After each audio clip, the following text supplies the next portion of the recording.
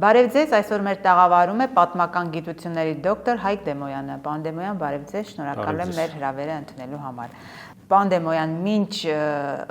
ցեղասպանության քաղաքականությանը, այսպես ասած, իշխանությունների վարած քաղաքականությունը այս հարցում, մինչև դրան անդրադառնալը շատ քննարկվեց հենց ցեղասպանության օրը Նիկոլ Փաշինյանի այն հայտարարությունը, որով նա դատապարտեց Թուրքիայի եւ Ադրբեջանի դրոշների այրելը, համարելով դա սադրիչ, անընդունելի քայլ։ Ամեն տարի մենք տեսնում ենք դա կուսակցական, այսպես կարելի է ասել, կուսակցական ակցիա կարելի է համարել դա դաշնակցության։ Այդ ակցիան տեղի է ունենում։ Դա ինչով կարող է սադրել Թուրքիային եւ ինչու է Փաշինյանը այդ օրը հենց որոշել նման դատապարտող հայտարարությամբ հանդես գալ։ Եթե հակառակ տրամաբանությամբ փորձենք առաջնորդվել, ապա այդ դրոշների այրելը հենց բխում էր Փաշինյանի օրակարգից։ Ինչպես չէ, կզարմանաք, որովհետև հնարավորություն տվեց, որ Փաշինյանը այդպիսի ելույթ ունենար, իսկ Փաշինյանը շատ էր ուզում այդպիսի արարողություն լիներ, որպեսզի հերթական անգամ Թուրքիային ուղղի իր ուղերձը, որ պատրաստ է ամեն ինչի։ Այսինքն ես նույնիսկ զգուշացրեցի, եթե ուզում եք այրեք Թուրքիայի օրակարգը սպասարկող ԿՊԱ-ական կուսակցության դրոշը, դա ավելի հասկանալի կլինի։ Ես ունեմ իմ դիրքորոշումը դրոշների հետ կապված, դա հարց չլուծող թույլի եւ նեղացածի քայլ է, ընդհանրապես։ Եթե դրանով մարդիկ կան, որ ոգևորում են դա ինչ որ հարց են կարծում թե լուծումը, ես իրենց ուղղակի եւս մեկ անգամ հիշեցնում, դրանով ոչ մի հարց չեք լուծում։ Ավելի այլ եղանակներ կան հարց լուծելու, քան թե ասենք դրոշ այրել։ Ես ոչ թե Թուրքիայի եւ Ադրբեջանի կողմից եմ հանդես գալիս, իհարկե շատ նեղմիտներ կարող են այդպես ընկալել։ Ուրիշ մեսիջներ պետք է տային, բայց այդ գործողություն անողը երևի թե թակուն համաձայնեցված էր, որպեսզի հերթական անգամ փոխանցում կատարեն գեղեցիկ դեպի Նիկոլ Փաշինյանը եւ նա էլ հանդես գա, որ տեսեք ինչ են անում, մենք դա դատապարտում ենք։ Հիշեցնեմ նաեւ մեկ դրվագ դրոշների այրման հետ կապված, չէ՞, դա նոր չի։ Հիշում եք ծանրամարտի առաջնությունը 2022 թվականի գարնանը, չէ՞, այնտեղ էլ Ադրբեջանի դրոշը ինչ որ հետաքրքիր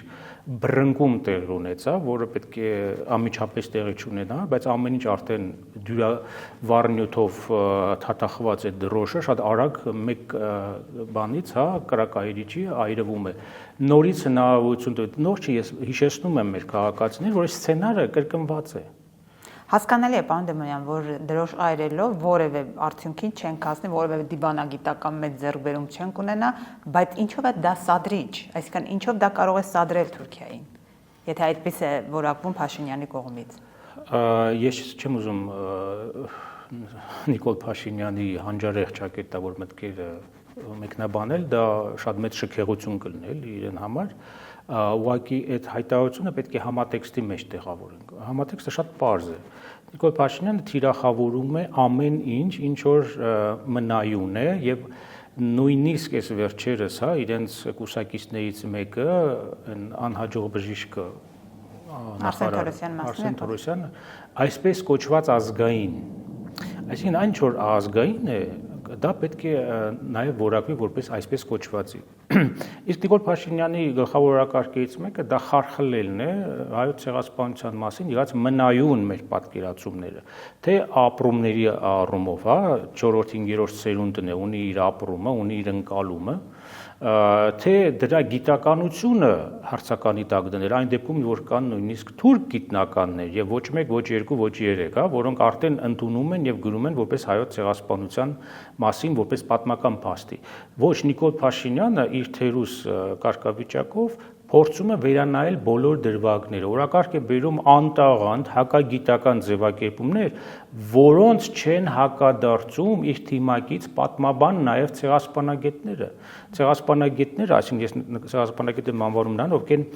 ինչ որ պաշտպանել են գիտական, չէ, թեզ, ունեն կոչում, աստիճան,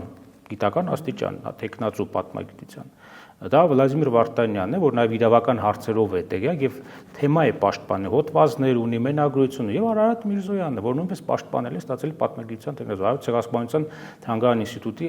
ասպիրանտուրայում սովորելով 2004-5 թվականներին։ Սրանց լռությունն է հետաքրքիր չէ, բայց ոչ միայն լռությունը։ Տեսեք ինչ է ասում Վլադիմիր Վարդանյանը, որը Ինչ կներեք, իրեն անդրադառնալը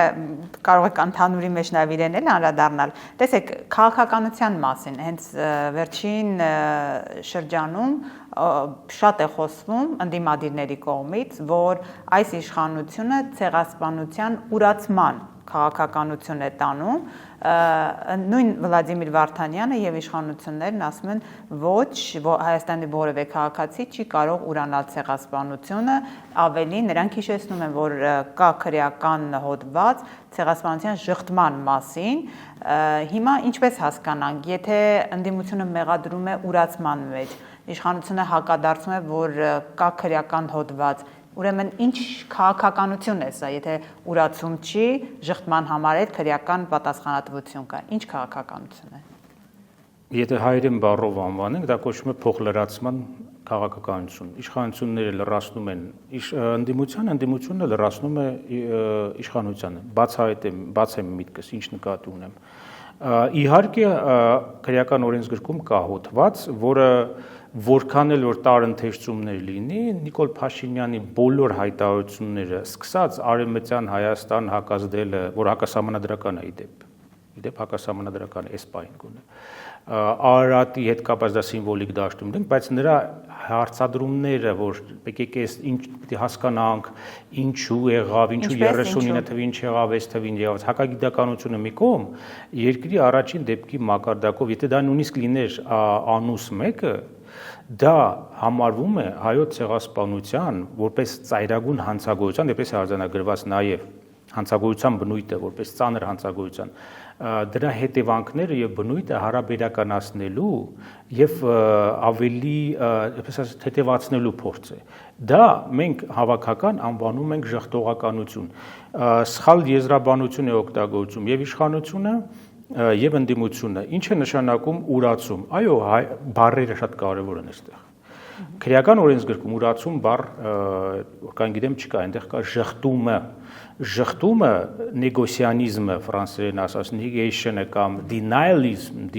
անգլերենով,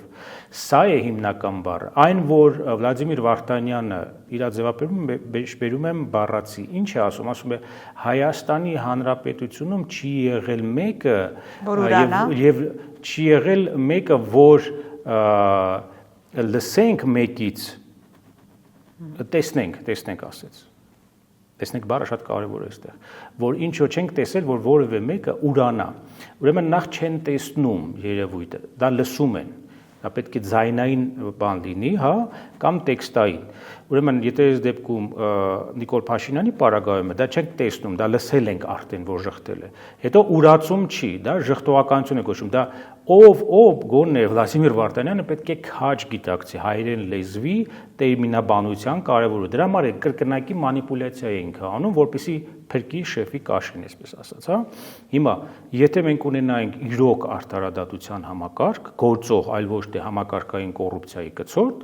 ապա Նիկոլ Փաշինյանի, Անդրանիկ Քոչարյանի դեմ վաղուց վարույթ պետք է լիներ եւ դրան պետք է հետամուտ լիներ իրական քաղաքական ընդդիմությունը, խորհրդարանական թե արտախորհրդարանական։ Սա է ամբողջ ողբերգությունը։ Մենք սարքեցինք հերթական շոու տուրի դմփոցը, իջանք էլի բանանային պետության կարգավիճակի հայոց ցեղասպանության թեմայի շուրջ քննարկում այդ աստիճանի ցածր իջնելով մինչև շրիշակի մակարդակի, հա։ Հետո գնում ենք ապրիլի 24-ին ծաղիկներով դնում ենք, ապրում ենք մնացած կյանքով։ Սա սովորական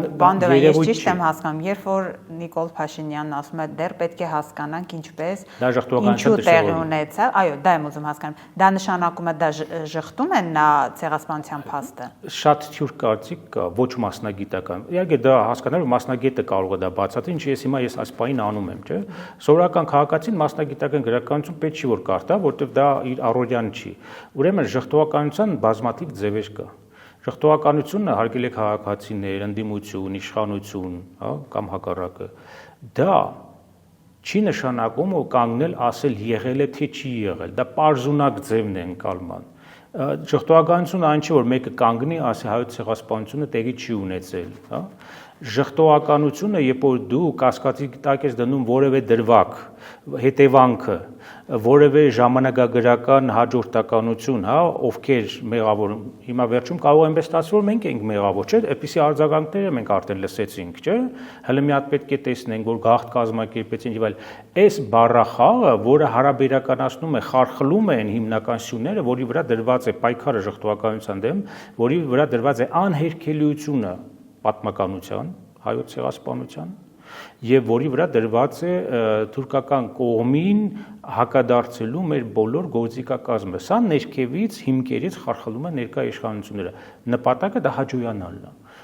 որովհետեւ թուրքական կողմի օրակարգը, չմոռանանք, իշխանության մեջ քանի հոգի կան հայ-թուրքական այսպես կոչված հաշտեցման հանձնաժողով, ուսանողներ, որ Թուրքիայով են անցել, հա, այդ թիմի մեջ սա երևի թե պլան B-ն է եղել ժամանակին, որ հավաքագրվել է, եւ նրանք այսօր անում են ուղղակի իրենց առաքելությունը, ինչի համար պատրաստվել են, ասենք 8-ից 10 տարի առաջ։ Տեսեք, հիմա արտաքին քաղաքական առաջնորդությունների մեջ ցեղասպանության ճանաչման հարցը իշխանությունը չի դնում։ Ընդդիմությունը մասնագիտական այլ շրջանակներ ասում են, սա խնդիր է, պետք է առաջնահերթություն համարվի։ Ինչ է տալու Հայաստանին, երբ որ ցեղասպանության հարցը առաջնահերթություն է լինում եւ կամ որոշում իշխանությունը դա չհամարել առաջնահերթություն, այսինքն Հայաստանը ինչ է շահում եւ կորցնում։ Անդրադառնամ էլի նույն ձևակերպումներով։ Միֆ է, ֆետիշ է հայոց ցեղասպանության թեման արտաքին քաղաքականության օրակարգում դնել է։ Ժամանակին դա դրվել է, ժամանակի պահանջները այդպիսի ձևակերպում ունենալը, հա, որպիսի գրավիչ լիներ Հայաստանը սփյուռքյան շրջանակների համար։ Շատ քիչ բացառությունների դեպքում հայաստանյան դեսպանությունները դերակատարություն են ունեցել այս կամ այն երկրում պաշտոնապես, ասենք օրենսդիրի կողմից կամ գործադիր ինչ-որ մարմնի կողմից հայոց ցեղասպանության պաշտոնական ճանաչման հայտարարությանը շատ քիչ դեպքերում։ Մնացած դեպքերում տեսնում ենք, որ դա որևէ կերպ չի ներազդում այդ երկրի եւ Թուրքիայի հարաբերությունների վրա։ Հետեւաբար մենք ինչ ենք անում։ Այսօր Նիկոլ Փաշինյանը մանիպուլացնում է մանիպուլյացիան։ Այսինքն, այն ինչ որ մենք համարում ենք խարդավանք չասեմ, այլ ուղղակի բառախաղ, որը ժամանակին դրվեց շրջանառության մեջ, որպեսզի սփյուռքյան շրջանակներին գրավենք, հիմա այդ մանիպուլյացիայի հետ խաղում է Նիկոլ Փաշինյանը եւս մեկ անգամ չեղաստեղից օդից ստեղծում է թեմա, որպեսզի եւս մեկ անգամ ուղերձ ուղարկի առ Թուրքիա, տեսեք լրագրողներին բերեցին ինչի համար, պետբյուջեից ծախսարեցին ինչի համար, մեկ ձևակերպում հնչեցնելու համար լրագրողների ներկայությամբ։ Դա այն էր, որ մեր օրակարգում չի հայոց ցեղասպանության միջազգային ճանաչում, այն երբևէ չի եղել։ Ես կարող եմ բազմաթիվ դրվագներով դա ապացուցել, որովհետև այսօր իշխանությունները դա ասում է, որովհետև նա երբեք չի հայտարարում, որ արտաքին քաղաքականության օրակարգում պետք է լինի գոնե Արցախի հայացումը, վերադարձի կազմակերպումը։ Իսկ որ դա չկա, այսօր մենք տեսնում ենք արցախահայության դեմ արհեստական օրակարգեր, ատելության լեզվի, թիրախավորում, ընդհանրապես հայրենազրկումը հիմնավորելու փորձեր, որովհետև այսօրվա իշխանությունը իդեմս առաջնորդի իրենց ստորագրություն ունի մի փաստաթղթի տակ, որով մենք կարող ենք իրավական առումով մեղադրել նրան ցեղասպանական գործողության, էթնիկ զտումների մեջ ուղղակի ներքաշվելու մեջ։ Այսինքն այսօրվա իշխանությունը գործող դա ցեղասպանական իշխանություն է, որը ցեղասպանություն իրականացրել հայության մի հատվածի դեմ, այլ երկրի օրակարգեր սպասարկելով։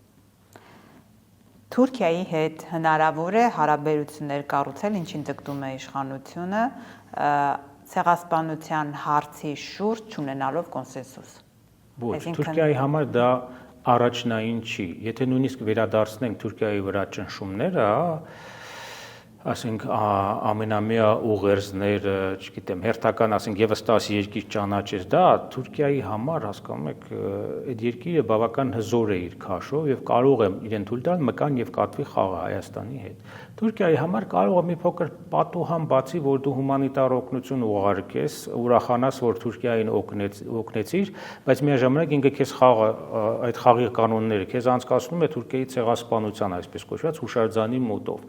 որպեսզի դու շատ չոգևորվես Թուրքիային օգնելու։ Սա է, հասկանում եք, ինչքան փոքրացնում է քեզ։ Դու ուզում ես իրեն օգնես մարտահրավերական ողբերգության բանով, բայց ինքը այդ նույնիսկ իր ողբերգության մեջ ինքը քեզ փոքրացնում է քո տրամաչափը։ Այս քաղաքական միտքը մեր հայկական չհասկացա, որ Թուրքիայի հետ մի քանի շատ կետեր կան, շատ քիչ, որտեղ դու ունես առավելություն։ Առանց նախապայմանների հարաբերությունների կառուցում։ Չի նշանակում, որ հայկական կողմը դաշտ է բացում համագործակցության։ Հիմա մնում է Թուրքիան համաձայնվի դրան։ Չէ, ինչու ենք ասած այնա, որ համարժեք չեն, քաշերի տարբերություն կա, կատեգորիաների տարբերություն կա։ Թուրքիան այսօր ոչ միայն տարածաշրջանային առաջնորդի դերի հավակնություններ ունի մինչև Աֆրիկա հարցերը, փորձում լուծել Եվրոպա եւ այլն, Միջին Ասիա։ Թուրքիան այսօր համաշխարհային քաղաքականության հայտ է ներկայացնում, որ այդպիսի կշռով հանդես գա։ Հիմա մեծ երկրներին դա դուր կգա, թե դուր չի գա, դաշնակցեն, մի դաշնակցից մյուսը կանցնի, բայց փաստը այն է, որ մենք անհամարժեքության բանով ենք տարված, էլի, ինչ ենք ուզում, հայ դա անտեր սահմանը բացվի, սահմանը բացվելն էլ հələ տեսնենք հայ ժողովրդին կամ Հայաստանի 3 միլիոն քաղաքացիներին օգուտ կգա դրանից, թե դրանում շահագրգռված են, ասենք 10-15 տնտեսվարողներ խոշոր։ Անգամ երրորդ երկրների քաղաքացիների համար չի բացում, ինչպես պայմանավորվել է։ Նույնիսկ Արցախի հայաթափումից հետո պետք է առաջին մեսեջը լիներ, որ նույնիսկ Արցախի հայաթափումից հետո, որ Թուրքիայի համար մեծ պլյուս էր, մեծ բոնուս էր, այսպես ասած, նույնիսկ այս պարագայում Թուրքիան նույնիսկ չի էլ ակնարկում դրա մասին։ Այլ տեղերից պետք է փորձել, ես ասեցի, որ պետք է սկսել այն կետերից, որտեղ դու կարող ես ներազդել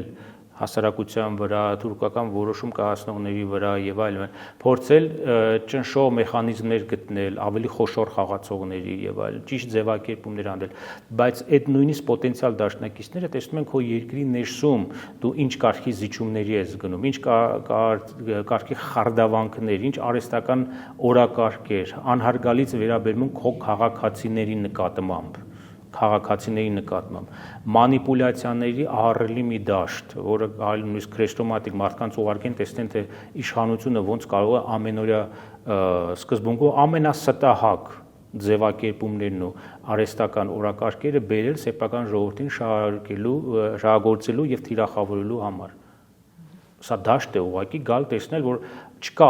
աշխարհում երևի մի նույնիսկ ավտորիտար, դիկտատորական երկիր, որ այս կարգի մանիպուլյացիաներ եւ այլանդակություն տեղ ունենա սեփական քաղաքացիների դեմ։ Հիմա ընդդիմությունը նաեւ առաջարկել է, չնայած կա քրեական օրենսգրքում ժխտումը քրեականացնող օրենք, բայց ընդդիմությունը առաջարկել է եւս մեկ խստացում։ Կօգնի ինչ որ ձևով զսպել ձեր ասած այդ իշխանական հակա, այսպես կամ ժխտողական կամ այն հայտարարությունները, որոնք չեն բխում Հայաստանի շահերից։ Ոչ, ես այստեղ քննադատում եմ ընդդիմությանը, որը պայմանական է ինձ համար, որովհետև շատ հարցերով ես տեսնում, որ այնտեղ ընդդիմություն չկա ուղղակի, պարզ եմ ասում ես։ Դա նույն պատմությունն է, ինչ որ ասեք 1 կիլոգրամ բուրդն է ծանր, թե 1 կիլոգրամ երկաթը։ Եթե կա քրեական օրենսգիրք, այն պետք է ուղղակի գործեր։ Խստացնում եք, նեղացնում եք, լայնացնում եք, չէ, դուք հետամուտ չեք եղել, որ դատախազի հետևից գոռում եք վարույթը ուրա ձեր գործողությունը իրավական։ Ձեր գործողությունը պետք է լիներ impeachment-ի գործընթացի ստեղծում։ Ձեր գործողությունը պետք է լիներ ազգային ժողովի։ Impeachment միայնակ ընդդիմությունը կարող է անել առանց քաղաքացիական պայմանագրի որոշ պատգամավորների։ Հարցի վրա հայոց ցեղասպանության պատմական փաստը ժխտելու ձևակերպմամբ, որից հետո իրանք պետք է մինչև այդ միգուցե կամ դրանից հետո եթե տապալում էր քաղաքացիական պայմանագիրը այդ բանը, իսկ մենք մասնագիտական կարծիք կարող էինք տանք եւ մենակ ես չէի լինի այդպեսի կարծիքի տակ ստորագրողը, դա շատ կարեւոր է, ընդդիմությունը պետք է լքի ազգային ժողովի դահլիճը ոչ լեգիտիմ դարձնելով այսօրվա իշխանությանը, բայց դա չի անում։ Նա ինքը բալանսավորում է, այդ բալանսավորման պահում է իշխանություններին։ Բոլոր դրսևորումներով մենք տեսնում ենք, նույնիսկ այդ ջահերի երթի մեջ նախորդ եղած կոչերն ու բաները դա շատ վատ թաքցված նույնպես բալանսավորման դրսևորում է։ Իմ կարծիքն է, կարող են քննադատեն կամ բանավեճի կանչեն։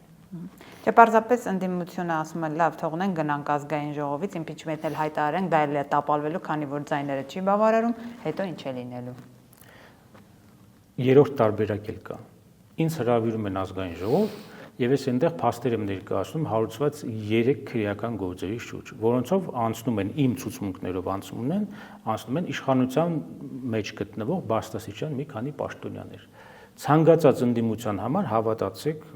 դա այդպես է, դա երազանք է, դա մանանա է երկնային։ Դուք մոռանում եք, որ իրավապահ համակարգը նույն այս իշխանության ձեռքում է։ Չէ, ես դա գիտեմ շատ լավ, բայց որ ընդդիմությունը չի տեսնում իմ ասածները, չի լսում իմ ասածները, որը պետք է ուղղակի գանձ լիներ, զանգահարեն եւ ինձ չթողնեն ես հանգիստ քնեի։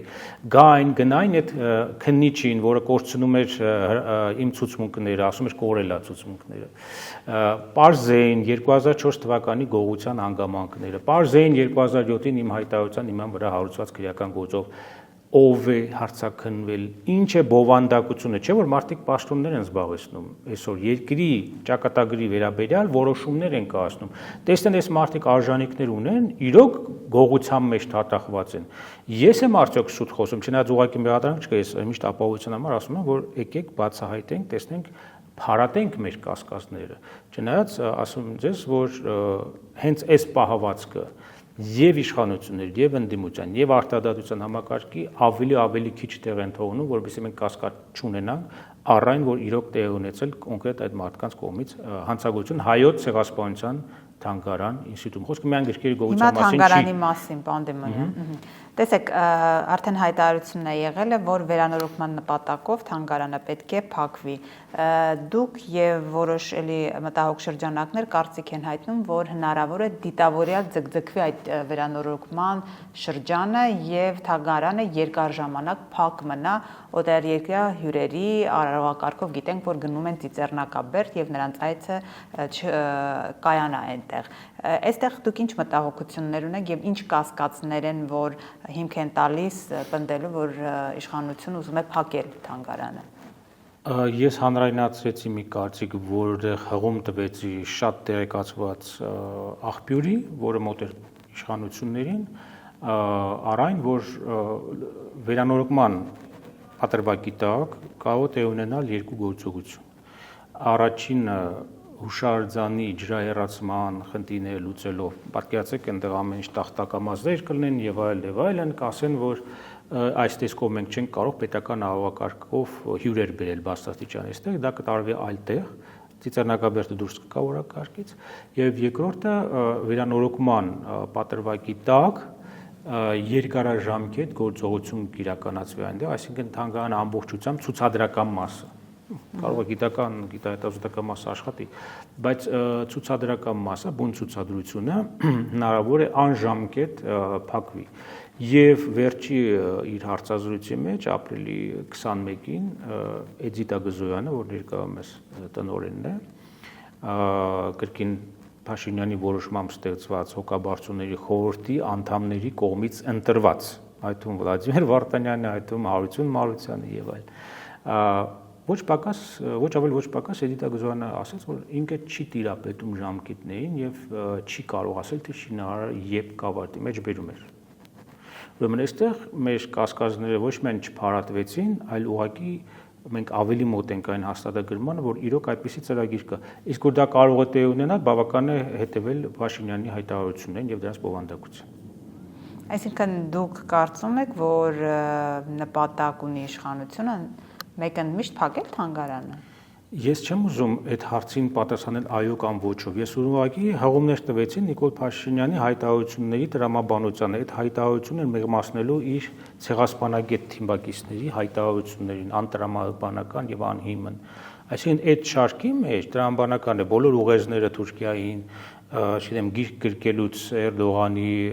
չգիտեմ, երթնակալության գնալ, պատերազմի մեջ 5000 հայ զինվորի սպանած երկրի, մասնակցություն ունեցած երկրի ղեկավարի երթնակալությանը գնացող անձը, իհարկե դա մի համարեք այդպիսի արտառոց բան։ Իրենց համար դա շարքային քայլերից մեկը պետք է լինի, հերթական քայլերից։ Այդ դեպքում Թուրքիան ինչու չի գնահատում այս բոլոր մեսեջները, քայլերը, այսինքն որևէ ձևով չի ընդառաջում, որևէ քայլ չի անում։ Իսկ ինչ եք ուզում, որ Թուրքիան անպայման նկատած լինի։ Թուրքիան կարող է ցույց տա, որ ինքը չի նկատում դա։ Իմ ասածը դա է, որ սրանք չեն հաշվարկում Թուրքիայի քաշն ու կշիռը, քաշային կատեգորիաները, դրանք բացարձակ տարբեր են։ Սրանց ուղեղից դուրս չի գալիս։ Իդեպ միայն սրանց չէ, որ համարժեքություն չկար, այ համարժեքության ինչ որ մի բան, ես չեմ ասում արձանագրությունները լավն էին, բայց Ցյուրիխում դուք տեսաք քանի երկիր եկավ կանգնեց այդ ստորագրման, որը չտեղի չունեցավ, հասկանալի է, շարժումներ շատ եղան, բայց Թուրքիան հաշվարկեց, որ ինքը իրականում ոչ մի բան չի ստանում, շոշափելի որևէ բան, ոչ ինքը, ոչ իր դաշնակից Ադրբեջանը։ Դրա համար ինքը ասել չի ստորագրել, գնացեք ինչ ուզում եք արեք։ Բայց ովքեր եկան խավոր կանգնելու այդ ստորագրման process-ին, հիշում եք Կլինտոններ, Լավրովներ, Եվրոմիության խարտուղարներ եւ այլն։ Այսինքն առաջին դեմքերի մակարդակով ինչ որ process եղավ։ Այստեղ կար կշռի հարց ինչ որ ձևով ուզենք թե չուզենք լավ է թե վատ բայց այսօր որևէ մեկ ոչ Ռուսաստան ոչ ԱՄՆ ոչ Եվրամիություն որևէ մեկը պայմանական այդ խավորի դերում նույնիսկ Թուրքիայի վրա թեթև ճնշում գործադրելու որ ամեն ինչ ստացար գոնե այդ սահմանը բաց չկա որովհետև այսօրվա իշխանությունների ֆակտորան իրենց աստառը իրենք շատ լավ գիտեն ովքեր են Այստեղ են քաղաքացու օրտը բանանում, թավշյա ժողովրդական ոչ բռնի ձևակերպում են։ Խնդիրը Հայաստանի իշխանությունն է, թե խնդիրը այդ երկրների եւ Թուրքիայի հետ հարաբերությունները, որ չեն ուզում իրենց հարաբերությունները վատացնել։ Խնդիրը Հայաստանի ներկա կարգավիճակն է, որին գծված է նաեւ իշխանությունների ինքնությունը, իրանց ծագումնաբանությունը եւ այլ, շատ չմանրամասն։ Հայաստանը այսօր պարտված է իրական քաղաքականության մեջ ոչ մեկ պարտված երկրի որտեղ նա ճունի շահ, ռազմավարական, ռազմատնտեսական, քաղաքական եւ այլ, Ինչ որ Ֆրանսիան անում է, դա իրականում այսպես սիմվոլիկ ֆրանսիական քաղաքականությանը շատ հատուկ սիմվոլիզմի դաշտից է, հա, որ Հայաստան, ցեղասպանություն, Շարլ Ազնավուր եւ այլն այսպես ասոցիատիվ։ Եթե Ֆրանսիան ուզենար մոբիլիզացնել Եվրոմիությունը, ՆԱՏՕ-ական դաշնակիցներին, ապա այդ հուժգու ճնշման տակ իհարկե Թուրքիան կգնար զիջումների։ Բայց այսօր քանի որ կա պարտված կողմ, որը պատրաստ է բոլոր պարագայում, բոլոր սցենարներում զիջողի դերում լինել եւ հաճույք ստանալ, որ պարտված է, բայց ինչու չօգտվել, որտեղ նույնիսկ դաշնակիցները, նույնիսկ դրական տրամադրված երկրները ենթադրեցին, որ հաճույք են ստանում, պարոն Դեմոյան, իրենց հայտարարություններից Հայտարարությունից դուք հիշում եք պատերազմից նոյեմբերի 9-ից հետո իրենք ինչպես հաճույքով են ասում մենք պարտվել ենք դա ասում են ոչ թե ցավով ոչ թե բան իրենց տեսնում եք ժպիտով ծիծաղով կառավարության նիստերը կարծես թե այդ ողբերգությունը իհարկե իրենց չի վերաբերում որովհետև իրենք հիմա հաշվում են դրամ բավական խոշոր գումարներ որոնք իրենք վաստակում են կողմնակի կամ ուղղակի հա որտեղ տիրապետում են ֆինանսական ռեսուրսներին դրամար են ասում հարկ մուծեք ստրուկներ Հարկ մուծեք, որ մենք լավ ապրենք, որովհետև մեր հետևին մեզ բերողները, այն խոշորները, խոշոր հոփարները, այսպես ասած, իրենք պիտի փող աշխատեն, մենք դրա համար ենք եկել, որպեսզի ապահովենք իրենց եկամուտների երկրաչափական պրոգրեսիայով աճը, արանքում էլ մենք օգտվենք։ Դրա համար են իրանք ուրախ, որովհետև ունեն հնարավորություններ ֆինանսական, անշարժ գույքեր ձեռք բերելու եւ այլ։ Ինչի՞ չպիտի ուրախանան։ Իսկ ովքեր էին բերել։ Պարտվել է այդտեղ։ Ովքեր էին բերել այդ վերադառնամ դրան։ Պարտվել է այստեղ շատ լավ է, որովհետև որ ասում ես պարտված ես, բոլոր մնացած հարցերը սուր անկյունները դուրս է գալիս։ Ինչ այսպես ավելի լավ է, էլի։ Մեկը այդ հոսքերը անվտանգ է, ովքեր են բերել, բերվել է հայկական խորհրդային պետության կողմից, որտեղ 34 տարվա մեջ ընթացքում դա ձևավորվել է, ընդ որում կարող ենք ասել մի քանի շերտ կա այդ խորհրդային, շատ բարդ է մեր հայկական խորհրդային պետությունը նախորդ պատրաստվել են գործողության համար ես բաստեր եմ հրապարակել ժամանակին քանի որ մի անգամ հրապարակել եմ որևէ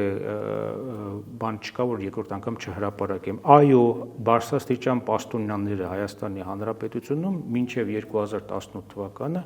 շատ լավ քաջատեղյակ են եղել ով է Նիկոլ Փաշինյան եւ ինչ առաքելության համար է պատրաստվում Ես իմ խոսքերի համար պատրաստ եմ բանավեճի հրավիրել կամ ինձ հրավիրել ցանկացած բարձրաստիճան պաշտոնյա մինչ 2018 թիվը, հասկացաք չէ՞ ինչ եմ ասում։ Մինչ 2018 թիվը, եթե նախարար է կամ փոխնախարար է, թող գան ինձ բանավեճի հրավիրեն, ես կհրապարակեմ փաստը։ Սա է, իսկ հանրագումարի մեծագույն ողբերգությունն է, որ Հայաստանի Հանրապետության քաղաքացին այն հարկվելու ենթակա միավորը այսօրվա իշխանությունների լեքսիկոնով ինքը շատ պարզ եւ պարզունակ մի հարց չի տալիս։ Ինձ խապել են թե չէ։ Մի մասին դուրս է գալիս, որ իրեն խապել են, որովհետեւ ինքը ունի աշխատավարձ, մնայուն կայուն եկամուտ, հա, այսինքն բարեկեցիկ կյանք, չգիտեմ, լավ է ապրում, հարևանները նախանձում են, դա էլ է շատ կարեւոր, որովհետեւ օգտվում ենք այս համակարգից։ Այդ հարցի մեջ ինքը չի խորանում, իրեն ստորաբար խապել են, իր ապագան գողացել են, ներկան գողացել են, թե չէ, մարդը ապրում է սոմատիկ մարմնական հաճույքներով, հա, այսօր լավ կերանք խմեցինք, գնացինք հանգստացանք, աշխատավարձ եկավ, մեքենան կա, թանկարժեք հեռախոսը կա։ Քաղաքենիական այս մշակույթը տիրապետող է, սա է հիմնական բազան ներկա իշխանությունների, որը էլի ստացվել է տասնամյակների ընթացքում հասարակությունը թիրախավորելով, հասարակության մեջ արժի համակարգը ոչնչացնելով եւ ստացել են մի զանգված, որը պետք է ընտրեր քաղաքացիական պայմանագիր։ Այս բանաձևով ասախտայունից։ Շնորհակալ եմ։